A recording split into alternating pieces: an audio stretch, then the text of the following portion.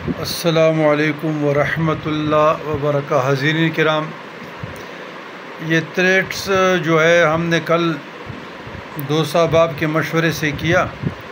بقایا ہمارے علمی کام تو فیس بک پہ اور ٹک ٹاک پہ اور ویڈیوز اور سوالات کے جوابات۔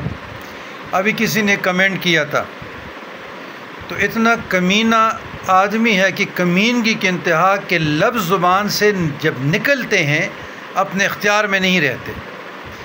اب بکری کے دودھ کا کمال، پہلے تو سمجھے کہ بکری میں اللہ تبارک و تعالیٰ انبیاء نے بکریوں کو پالا ہے، چروایا ہے، تو بکری کے دودھ میں شفا ہے، اونٹ کے دودھ میں شفا ہے۔ پھر پہلے تو سمجھے، تو یہ الف اور جز اگر عنوان ہم نے دے دیا کہ بکری کے دودھ کے کمال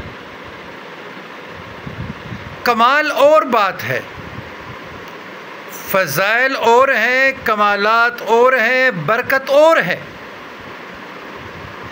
تو اس منحوس آدمی کو اتنا بھی سمجھ نہیں ہے کہ برکت کی معنی کیا ہے۔ اور ہمارے جو اس پہ کمنٹس کرتے ہیں شرم و حیا والے، تو شرم آپ کو آنی چاہیے کہ آپ لوگ عالم دین ہے نہیں۔ اگر آپ سے پوچھوں کہ قرآن کا صیغہ کیا ہے،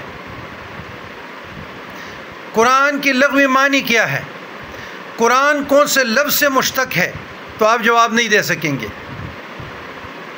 تو لہٰذا جو اللہ کے ذاتی صفاتی نام بزرگان دین کے مجربات میں سے اللہ نے بکری کے دودھ میں شفا رکھا ہے، اور پھر فیوزات و برکات اخذ کرنے کے لیے یا اللہ اور یا عظیم و یا حکیم کا وظیفہ بزرگان دین کے مجربات میں سے، تو اس میں کون سی ایسی بات ہے کہ آگ بگولا ہونے کے ہیں؟ تو ہمارے پوسٹوں پہ جو لوگ بھی کمنٹ کرتے ہیں علمی طریقے سے کریں، زبانی طریقے سے نہ کریں۔ یہ کوئی حرج نہیں ہے کہ اگر آپ نے لکھا عنوان میں کہ بکری کے دودھ کا کمال، کوئی حرج نہیں ہے۔ بات تو بکری کے دودھ کی اسماء کی تو ہے نہیں، اسماء تو سیکنڈ پہ ایک اضافی عمل ہے، اور اسماء کی فضیلت یا اسماء کی جو برکت ہے یا اسماء کی جو ورد ہے یا جو شان ہے، اس سے کسی نے کیا انکار کیا ہے؟